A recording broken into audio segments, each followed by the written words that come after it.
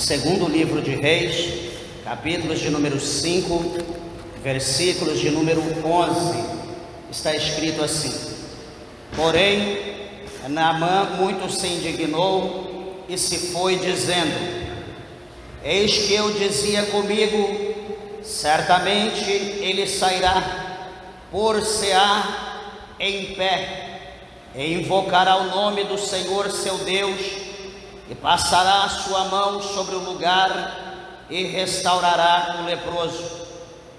Não são porventura Abana e Farpar, rios de Damasco, melhores do que todas as águas de Israel? Não me poderia eu lavar neles e ficar purificado? E voltou-se e se foi com indignação. Então chegaram-se a ele os seus servos e lhe falaram e disseram: Meu pai, se o profeta te dissera alguma grande coisa, porventura não a faria? Quanto mais dizendo-te ele: lava-te e ficará purificado.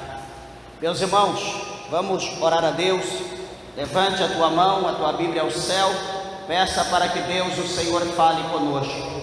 Maravilhoso Deus, maravilhoso Pai, Todo-Poderoso, Criador dos céus e da terra, Senhor, meu Deus e meu Pai, diante da Tua presença eterna nós nos colocamos, nós atentamos agora, meu Deus, para a Tua palavra. Meu Deus e meu Pai, com certeza temos que o Senhor tem falado e há de continuar a falar conosco, meu Deus, agora no momento da ministração da Tua palavra. Meu Deus, está escrito em Jeremias, meu Pai, que a palavra do Senhor, ela é como um martelo que esmiuça a penha. Meu Deus, atenta ao nosso coração, tira os impedimentos, as barreiras, transforma-o, ó Pai, coloque em nosso coração como o coração do Senhor, nos ensina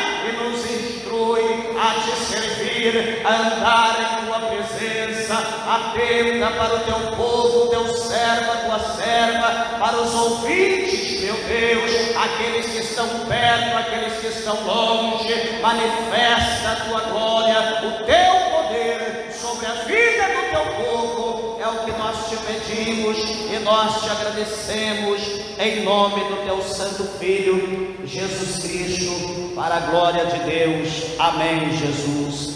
Amém. Podeis assentar, desocupe vossas mãos e dê uma salva de palma bem alegre ao Senhor Jesus. Graças a Deus. Que bênção. Meus irmãos, por favor, atentai à palavra de Deus. Tenho certeza, como já falei, que o Senhor, Ele tem uma palavra ao nosso coração, agora nesse culto.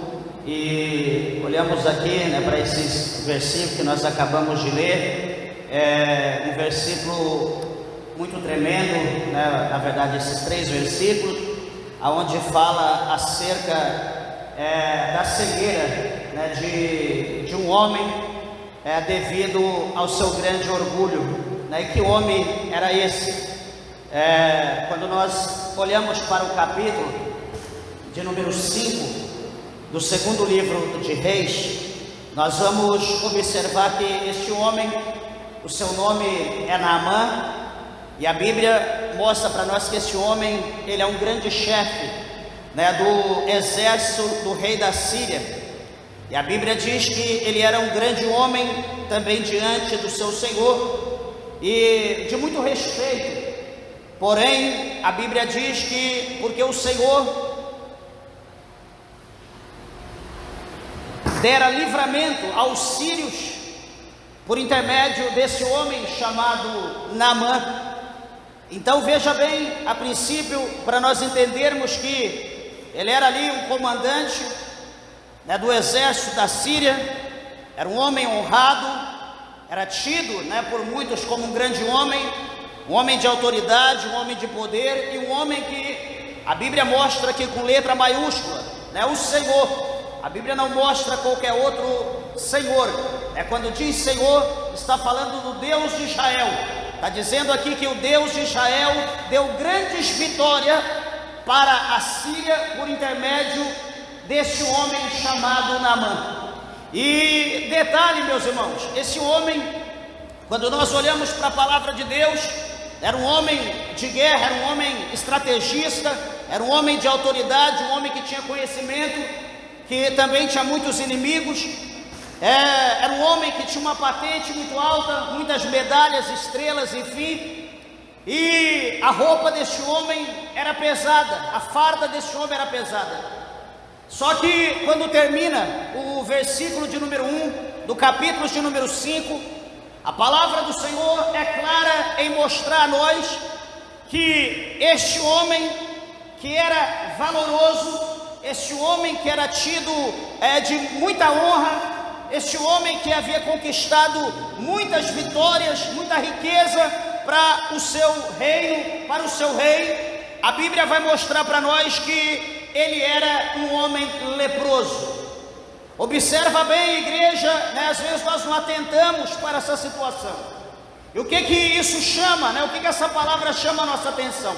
Que muitas das vezes a gente não tem a noção, o conhecimento acerca. E nós vamos ver aqui esse homem leproso, nós vamos ver esse homem que comandava o exército, nós vamos ver esse homem que trazia para a sua nação, para o seu rei, muito poder, dinheiro, conquistas, enfim, reinos. Só que esse homem, a Bíblia diz que era leproso. E observa, amados, que a Bíblia aqui está falando que esse homem, ele era sírio, esse homem não era judeu. Quando nós olhamos para isso, nós vamos ver que o Deus da Síria era outro Deus, não era o Deus de Israel. Nós vamos ver que os costumes dos sírios eram outros, não era o costume de Israel. Os sírios, eles tinham uma lei, eles viviam aquela lei. O povo de Israel tinha a lei de Deus, os ensinamentos que provinham direto de Deus para o povo. Era totalmente diferente, era distinto como água e vinho. A gente ouve às vezes pessoas dizer, não, mas ele tinha que estar, ou enfim. Meus irmãos, se ele fosse judeu, se ele fosse do exército de Israel, jamais ele seria, ou ele ocuparia o cargo que ele estava ocupando. Porque para o povo judeu, segundo a lei, todo leproso é imundo. Todo leproso, ele tem que ficar fora do povo normal, porque aquele que tocasse, segundo a lei, que tocasse no leproso, se tornaria leproso quanto ele era contaminado. Então nenhum leproso poderia viver no meio da sociedade. Nenhum leproso poderia viver em comunidade, poderia estar na igreja, no templo. Ele tinha que ficar separado até a cura ou até a sua morte. Porém, esse grande homem, Ciro, a Bíblia diz que ele era honroso, era um homem de autoridade, era um homem valoroso, porém esse homem era leproso. A Bíblia é clara em mostrar para nós que no tocante à guerra, que sempre havia Israel, sempre estava na mão da Síria, sempre havia atritos, sempre havia combates. Por quê? Por que Israel sempre estava combatendo? Por que Israel estava sempre guerreando, no caso aqui bíblico? Por quê? Porque Israel sempre estava desobedecendo Deus. Porque Israel sempre estava voltando para os ídolos. Israel sempre estava voltando para a idolatria e deixando de olhar para o Deus de Israel, para a força de Israel, para o Deus Todo-Poderoso. E deixa eu dizer algo para você de antemão, que nós, como o Israel de Deus, nós que escolhemos, nós que servimos a Deus, somos escolhidos pelo Senhor. Deus nos escolheu para que nós o servimos, para que nós sejamos o seu servo, para que nós sejamos o seu escravo, para que nós estejamos prostrados diante do seu pé, o adorando na beleza da sua santidade.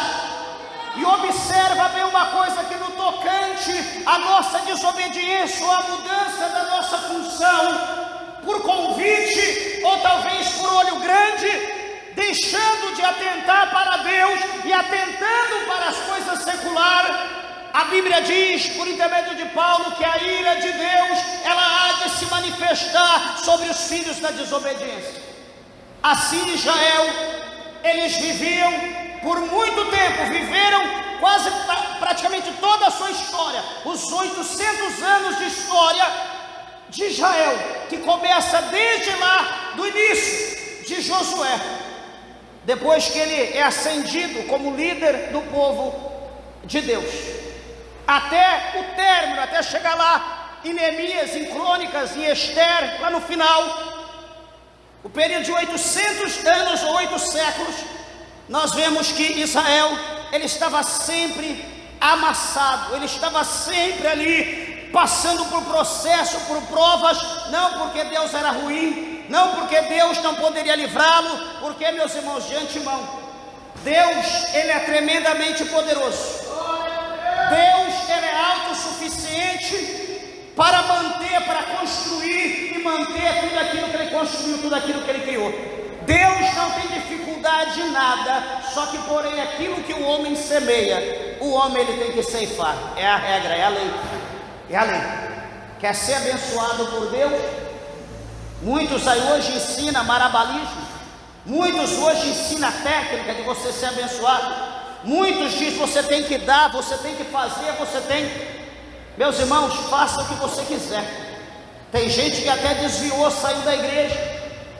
Conheço gente que deu carro, que deu apartamento, que deu casa e continua do mesmo jeito, nada mudou. Pastor, mas o que eu tenho que fazer então para que Deus me abençoe? É simplesmente dar ouvido à palavra de Deus, é simplesmente andar como Deus ele quer, é simplesmente voltar para a presença de Deus, rasgar o teu coração na presença do Senhor, tirar os empecilhos, tirar as barreiras, tirar aquilo que não é de Deus e procurar viver uma vida casta, uma vida santa, uma vida de humilhação diante da presença de Deus, e então você verá as bênçãos de Deus elas ser derramadas sobre a tua vida, sobre a tua casa, sobre os teus negócios.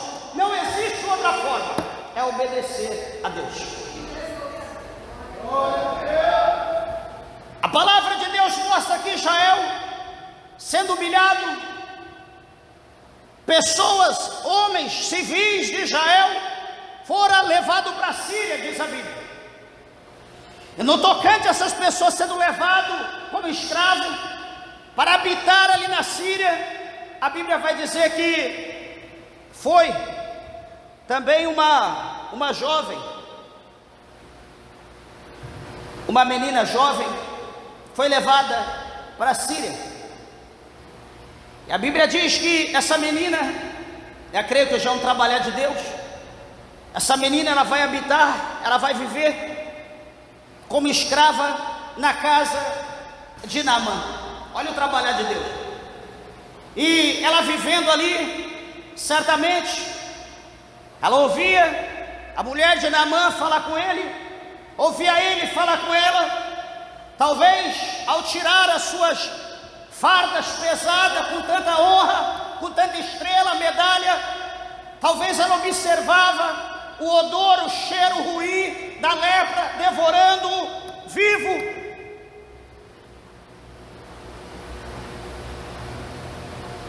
E ela tem em mente que quantas pessoas em Israel, leproso talvez pior do que Naamã, fora curado pelo Deus de Israel, pessoas que haviam sido mortas foram ressuscitadas pelo Deus de Israel, milagres, coisas extraordinárias foram feitas, e Naamã, se fosse de Israel, se estivesse em Israel, talvez pela fé daquele homem, talvez porque ele fazia procurando cura, procurando milagres na Síria ou em outros lugares, ela observando a fé, creio que daquele homem, ela vai imaginar, vai pensar: puxa vida, o Deus de Israel, o meu Deus poderia curá-lo. E a Bíblia vai mostrar para nós que numa ocasião do diálogo entre ela e a mulher de Naamã, ela vai expor A pessoa de Deus, o Deus milagroso, o Deus poderoso que opera, não por intermédio de uma imagem, por intermédio de um ídolo, por intermédio de uma corrente, de um colar, de um pingente, de um pedaço de papel, mas ela vai expor um Deus que usa os seus servos, pessoas consagradas, escolhidas, que têm uma vida casta, um Deus que habita na vida desta pessoa, e que por intermédio da fé daquele enfermo, a glória desse Deus é manifesta, e aquela pessoa então, ela é curada milagrosamente. A menina expõe e diz: ah, se o meu Senhor, se Naamã, o meu Senhor, conhecesse o Deus de Israel, se ele fosse lá, meu Deus, se ele estivesse lá, ele seria curado dessa lepra, ele seria curado dessa enfermidade, ele seria restaurado para a glória do meu Deus. Oh, meus irmãos, quando essa menina, sendo usada pelo Espírito Santo de Deus, ela fala dessa forma, a Bíblia vai mostrar que aquela mulher, ela creu. A fé daquela mulher acendeu de uma maneira que ela corre, ela procura o seu esposo, ela vai expor a situação que ela ouviu, o testemunho que ela ouviu. Talvez a menina contou muitas coisas, e aquilo aumentou a fé dela, que ela procura o seu marido, conta. A fé do seu marido acende também, e ele então vai direto ao seu líder.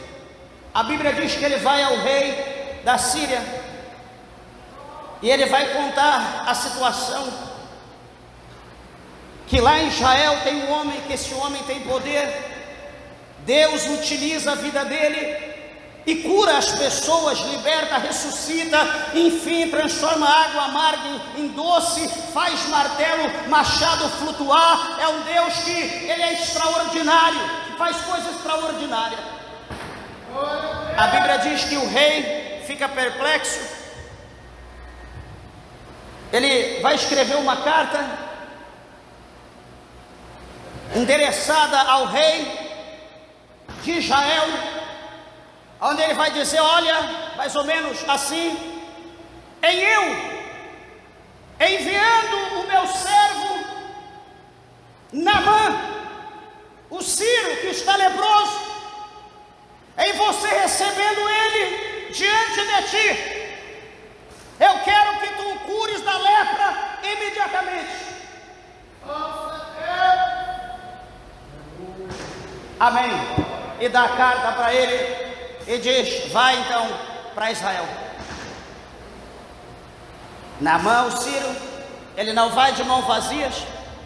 Ele queria oferecer uma oferta, ele queria ser grato pelo milagre, não queria pagar, mas ele queria ser grato, ele queria recompensar de alguma forma o profeta, ou Deus, ou a obra, enfim. Ele vai levar muita coisa, vai levar muita seda, vai levar muita peças de linho, vai levar muito ouro, muita prata, muita fruta, coisas, especiarias que havia na Síria. E ele então sai com a sua comitiva a caminho de Israel e vai para Israel.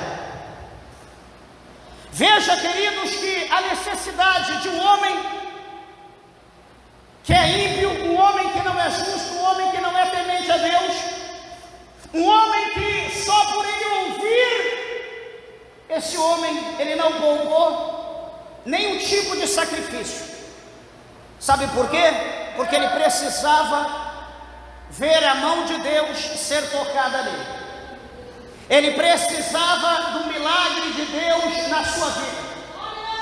Esse homem, ele precisava ser curado, esse homem precisava ser liberto. Deixa eu abrir um parênteses nessa noite e dizer algo para a igreja. Meus irmãos, quantos de nós,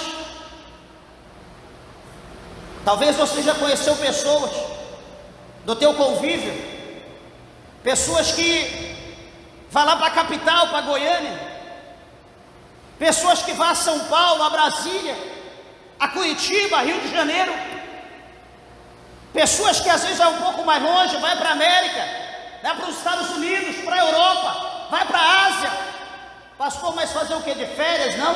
Pessoas que vão atrás de um milagre, pessoas que correm atrás de uma solução, pessoas que gastam horrores para uma cura, para uma mudança de vida, para um milagre. Porque conheceu, ouviu falar do médico que é bom, do hospital que é bom, de uma tecnologia boa, e assim então a pessoa procura fazer o que pode e o que não pode para obter o milagre da sua vida. E às vezes muitos vão e não conseguem, até morrem no local. O que eu quero dizer com isso, nesse parênteses? Que não precisa você ir tão longe. As pessoas não precisam ir tão longe. As pessoas precisam apenas de uma coisa: de ouvir a palavra de Deus. As pessoas precisam apenas de uma coisa: ouvir que Jesus, Ele é poderoso e que Ele é o mesmo ontem, hoje e eternamente. As pessoas precisam ouvir que Ele é o dono de todo o poder, que Ele é a fonte inesgotável de todo o poder, e que se nós crermos, nós veremos a glória de Deus na nossa vida. O apóstolo Paulo, ele diz que a fé, ela vem pelo ouvir, e ouvir a palavra de Deus. Só que Isaías falou, Paulo também disse, que como ouvirão, se não há quem pregue? Como ouvirão, se não forem enviados?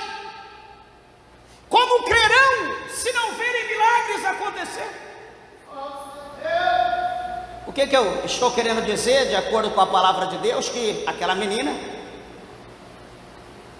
como uma estrangeira, como uma escrava, ela poderia ficar de boca cerrada ou fechada. Ela não precisava falar, porque Deus era Deus de Israel, não era o Deus da Síria. O Deus dela era diferente do Deus da Síria.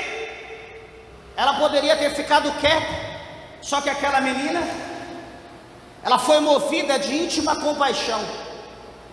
Ela olhou para a dificuldade, para o problema daquele homem, e ela sabia que Deus não fazia como não faz acepção de pessoas.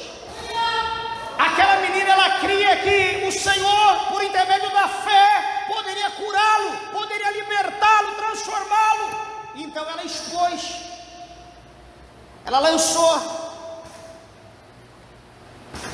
a rede, ela lançou o pão sobre as águas, e depois de algumas horas ou alguns dias, ela recebeu de volta. Por quê? Porque aquele homem, ele creu, ele foi para Israel, foi com uma fé viva, talvez ali feliz, talvez ali se alegrando, talvez ali cantando, talvez saiu e disse: esposa, olha bem para mim, olha como eu estou, você vai ver como eu vou voltar limpo, eu vou voltar transformado, eu vou voltar mudado, olha bem, se possível, se tivesse máquina de foto, tiraria foto, guardaria para ver o antes e o depois. Ele foi alegre, ele foi convicto, porque sem fé é impossível agradar a Deus. Este homem foi.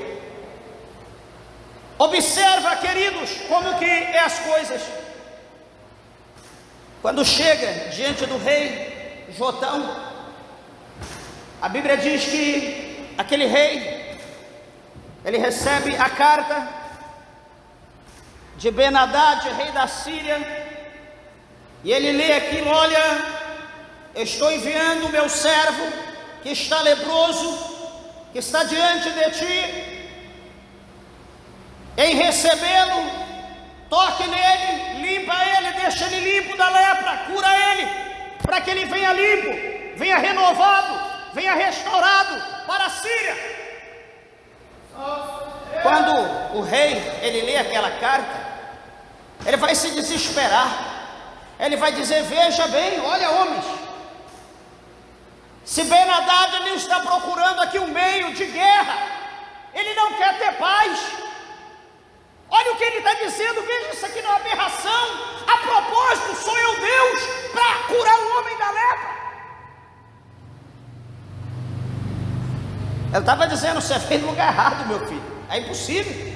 Que negócio é esse? Volta, sai daqui, aqui não tem nada disso não. Vai, procura um médico, vai para algum lugar. Eu sou homem tanto quanto você.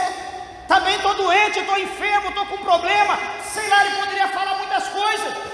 O que isso quer dizer? Que ele joga um balde de água fria em Naamã. Ele vai abater a fé de Naamã. Ele poderia falar alguma outra coisa. Ele poderia tentar alguma coisa que ele conhecia. Ele sabia que tinha Deus em Israel. Não estava com ele, mas ele sabia que havia Deus em Israel. Ele sabia que tinha a presença de Deus em Israel, sendo representada por intermédio de um homem chamado Eliseu. Ele conhecia, ele sabia. Então ele despede aquele homem de uma maneira egoísta, de uma maneira como que sem fé, o problema é teu, você é nosso inimigo, se vira. A Bíblia diz que então, dá para ver que a fé de Naamã foi abalada, e a Bíblia diz que então Eliseu ficou sabendo da situação, ele ouviu falar da história, e a Bíblia diz que ele manda o seu servo chamar Naamã, sua comitiva, e ele então vai ao convite do profeta. Só que o profeta, ele não se manifesta. Veja a humildade.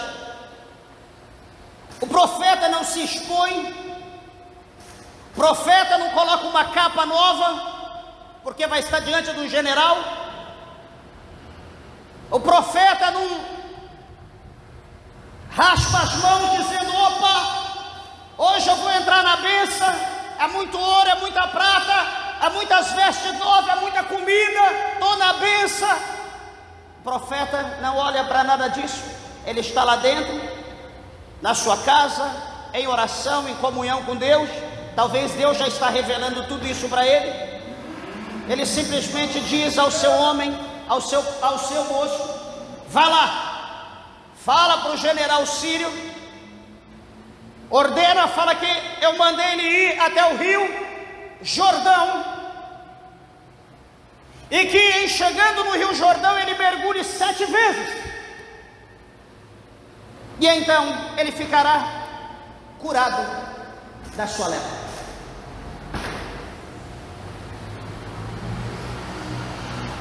A ordem de Deus para Naamã, a ordem de Deus para Eliseu, e Eliseu transmite ao seu moço, que transmite ao general. Quando o general ouve aquilo, aonde nós lemos aqui, entrando na leitura, a Bíblia vai mostrar que esse general, ele se sente humilhado. Ele se sente agora, talvez, o que ele sente é pior do que na presença do rei, porque ele vai dizer, eu pensei, eu imaginava. Olha como nós somos. Eu pensei que ele ia vir até mim, batendo os pés no chão, subindo pó, com redemoinho ao redor, ou ele no meio do redemoinho, ia pôr a mão na minha cabeça e ia dizer isso que eu te digo. E enfim, acontecendo todo aquele mistério, daquele profeta cheio de Deus, como raios, trovões, coisas iam acontecer, e de repente eu ficaria limpo da minha lepra, e enfim voltaria feliz da vida. Mas está querendo me humilhar? Está querendo que eu mergulhe no rio Jordão? Não vou mergulhar. Não há lá em Damasco, na capital, como nós lemos aqui, Farpar, Abana, rios de água límpida, cristalina, águas puras, transparentes.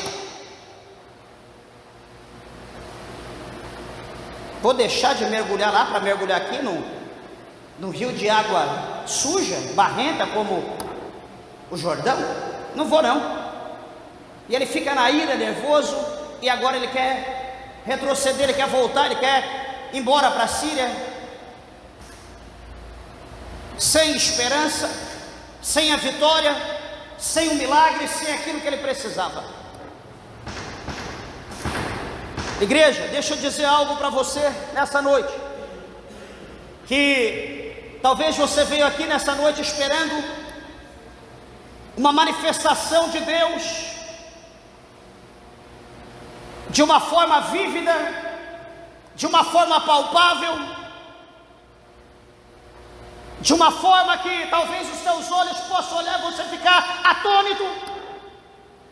Talvez você veio nessa expectativa. A Bíblia diz que quando Elias, ele estava dentro daquela caverna esperando a morte, quando ele fugia de Jezabel, a Bíblia diz que ele estava ali dentro, escondido, pediu a Deus a morte, estava ali esperando morrer, estava depressivo, cansado. Ele vai ver alguns fenômenos, e aqueles fenômenos talvez chamou a sua atenção. Ele vai ver ali, sentir ali terremotos diante da entrada daquela caverna. Ele vai ver ali também naquele lugar manifestações diferentes, como que de fogo. Ele vai observar muita coisa ali, como que raios, enfim. Talvez esperando que Deus se manifestasse de alguma daquelas maneiras, mas em nenhuma estava a presença de Deus. E a Bíblia diz que de repente, como um vento manso, impetuoso, uma voz suave, delicada, o chama pelo seu nome e diz: Elias, Elias, o que tu fazes aí, Elias? Meus irmãos, talvez você está esperando, como eu falei, um mistério, algo que seja notório, algo que te mova. De repente Deus nessa noite está agindo já na tua vida, pelo poder da palavra, mas não agindo como você pensa, como você espera, como Naamã esperava. Deus pode estar agindo de uma forma profunda, Deus pode estar agindo lá no âmago, lá no profundo do teu coração, da tua alma. Deus pode já estar trabalhando de uma maneira que você veio aqui dessa forma, mas você vai sair daqui transformado, porque aqueles que vêm até a presença de Deus não perdem viagem. Se você crê na presença, no toque do Espírito Santo na tua vida, pode adorar e glorificar Deus, porque Ele está aqui neste lugar. Lá camonte nebria surimicanta na bastenienda na baia. Eu estou aqui, o pastor está pregando, mas eu não estou vendo Deus fazer nada, eu não estou sentindo nada, estou sentindo, na verdade, a dor, o problema, está tudo do mesmo jeito.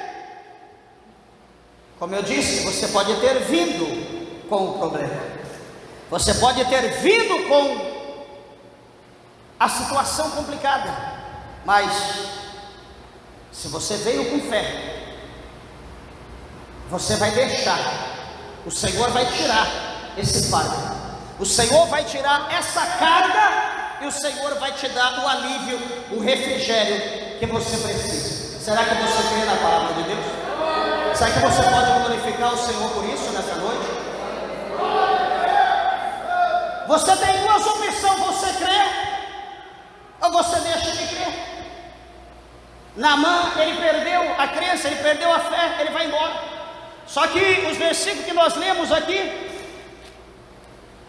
a partir do 11, o 13, mostra que vai chegar ele, ali o seu soldado, vai chegar ali o seu moço, e vai dizer para ele, de uma forma honrosa: meu pai, se o profeta houvesse dado uma ordem de uma coisa pesada, algo sobrenatural, sei lá, pegar um touro pelo chifre, derrubar no chão, ou sei lá, subir lá no alto da montanha, rolar uma pedra de lá de cima imensa que ninguém consegue, uma coisa sobrenatural, o senhor não faria? algo impossível? O senhor não daria um jeito para fazer? Nós já estamos aqui mesmo. É mergulhar 7 vezes? Mergulha. Pode mergulhar. Não, vai que. Mergulha, vai que. O senhor é curado. Meus irmãos, como eu falei, nós temos 2 opções: crer no que Deus fala ou fazer a nossa vontade. Ah, pastor, eu tenho que fazer isso? Ah, não, então eu não vou fazer aqui não, eu vou fazer lá. Deixa que eu vou fazer lá. Deus está mandando fazer aqui. Naamã tinha que fazer ali. Deus não falou, vai lá nos rios de Damasco e mergulhe lá. Deus falou, aqui no Rio Jordão, é aqui, não é lá. Mas Deus vai fazer essa exceção. Deus quer glorificar o nome dele aqui, não é lá. É uma questão de entender o mistério de Deus. É uma questão de entender que quem dá ordem é Deus. Nós somos servos, nós somos escravos, nós estamos para obedecer e fazer aquilo que Deus manda, não Deus mudar o curso, porque nós não queremos aqui, nós queremos lá. Então Deus vai mudar toda a história para fazer a nossa vontade. Não vai ser assim, nunca foi, nunca será. Todo dia nós oramos o Pai Nosso e nós dizemos, seja feita a tua vontade, assim na terra como no céu. Não é a minha vontade, não é a nossa, mas é a vontade do Eterno, é a vontade da força de Israel, é a vontade do general de guerra, é a vontade do Todo-Poderoso e não a nossa vontade. Lama Súbria Candarábia, veja bem, meus irmãos, que aqueles amigos, aquele servo que estava ali o orientou, e ele então vai dar ouvido. Só que o problema, quando nós olhamos para a questão, imagino eu que o problema talvez de querer ir para Damasco fosse ter que expor o seu corpo. Já pensou? Todo honrado, cheio de estrela, de medalhas, e agora tem que tirar aquela farda pesada, honrada, e mostrar o pecador, que o pecado estava consumindo ele vivo. Ele tinha que tirar suas vestes, lançar suas vestes, despojar daquelas vestes, e agora tem que entrar no Rio Jordão. Todos os seus servos vendo a humilhação. Ele estava humilhado. Aquilo era humilhação para ele. Por isso que nós falamos aqui acerca da situação que ele estava cego pelo seu orgulho. O orgulho cega as pessoas. O orgulho faz com que nós não deixamos Deus falar no nosso ouvido. Nós fechamos o nosso ouvido para Deus. O nosso coração se ensoberbece, se torna altivo, e nós desprezamos então os mandamentos de Deus, porque agora eu conheço, porque agora eu sei. Meus irmãos, o profeta Oséias, no seu livro dos profetas menores, ele diz, o meu povo foi destruído porque rejeitaram o conhecimento. Pelo amor de Deus, não vamos rejeitar o conhecimento, não vamos deixar de dar ouvido à palavra de Deus. Vamos fazer como o salmista diz, o Senhor falou uma vez e 2 vezes eu ouvi. Vamos estar com o nosso ouvido atento à ordem de Deus. Vamos fazer como o salmista, vamos guardar a palavra de Deus no nosso coração, para nós não pecarmos contra o céu, meus irmãos. Então ele vai mergulha no Jordão, 1, 2, 3, cansa, murmura, questiona. Estou aqui, olha a cor que eu estou, olha como que eu estou, a situação. Já mergulhei 3 vezes, nada aconteceu. Esse profeta enganou, mentiu, enfim, estou aqui sendo humilhado. Quantas vezes o Senhor mandou ele mergulhar? 7. Deixa eu dizer uma coisa, quantas das vezes nós iniciamos uma campanha, com problema, com luta que nós estamos passando, colocamos um propósito diante de Deus, colocamos um voto. Quando chega no segundo, terceiro dia, é 7 dias. Alguém me convidou para comer uma pizza, hoje eu não vou para o culto não. Hoje é o 4º dia da campanha, alguém me convidou para tomar um suco, está muito quente, deixa eu tomar um suco, Deus vai entender que eu estou com calor. Sabe o que Deus vai entender? Que você não está com problema nenhum, que você não precisa de milagre, que você não precisa de vitória. Na verdade você precisava comer, você precisava beber um suco, ou talvez qualquer outra coisa que você queira fazer, porque aquele que precisa, aquele que tem necessidade, ele vai lutar com todas as suas forças, ele vai procurar se achegar à presença de Deus, ele vai fazer que nem Asaf: eu não tenho nada maior e melhor do que a Deus, por isso para mim mesmo bom é me aproximar, é me agarrar em Deus. Aquele que precisa, ele se agarra em Deus. Aquele que precisa, ele está colado em Deus, ele não abre mão de Deus por nada nessa terra. Não, pastor, é que eu preciso de bênção, eu preciso de vitória. Meus irmãos, lá em Deuteronômio, talvez você esqueceu, eu vou te lembrar. Moisés, quando escreve o Deuteronômio, o último livro do Pentateuco, ele vai dizer para nós, sendo usado por Deus na sua escrita, ele vai dizer assim que as bênçãos de Deus, presta atenção, as bênçãos de Deus, elas perseguirão o justo. As bênçãos de Deus perseguirão o povo de Deus.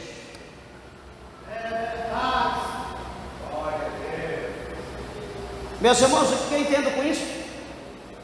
Hoje nós estamos correndo igual São Silvestre. O profeta está ali, eu vou lá. O profeta está ali, eu vou lá. O profeta está aqui, eu venho aqui. O profeta está lá no outro estado, eu vou lá. Queridos, que o profeta vem aqui.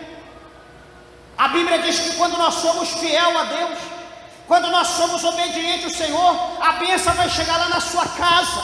A Bíblia diz que ela vai perseguir. Sabe o que é isso? Você vai entrar na direita, a bênção vai vir ao teu encontro, você vai correr, vai virar à esquerda. Quando você virar, a bênção está do teu lado, você não vai correr atrás dela, você vai fugir dela. Sabe por quê? Porque ela vai te perseguir. Pastor, mas não é isso que está acontecendo, porque você está correndo atrás, você não está esperando ela te perseguir, ela vir atrás de você. É diferente. Nós estamos mudando o curso.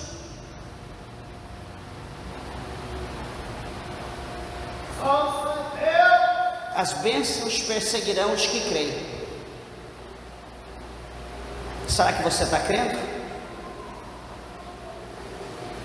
Era 7 mergulhos, então Naamã continua. 5º, 6º, 7º. Quando ele dá o 7º, a Bíblia diz que ele sai de dentro do Rio Jordão. E interessante é que os versículos posteriores vai mostrar para nós que a sua pele saiu transformada como uma pele de bebê.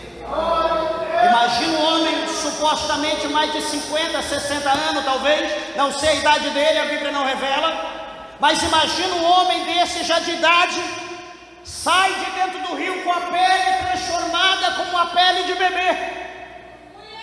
Meus irmãos, a pergunta é: será que esse homem está feliz? Será que esse homem vai ficar alegre? Será que esse homem ele vai ser grato a Deus? Será que esse homem vai continuar soberbo, vai continuar com orgulho? Supostamente tudo aquilo ficou dentro do Rio Jordão.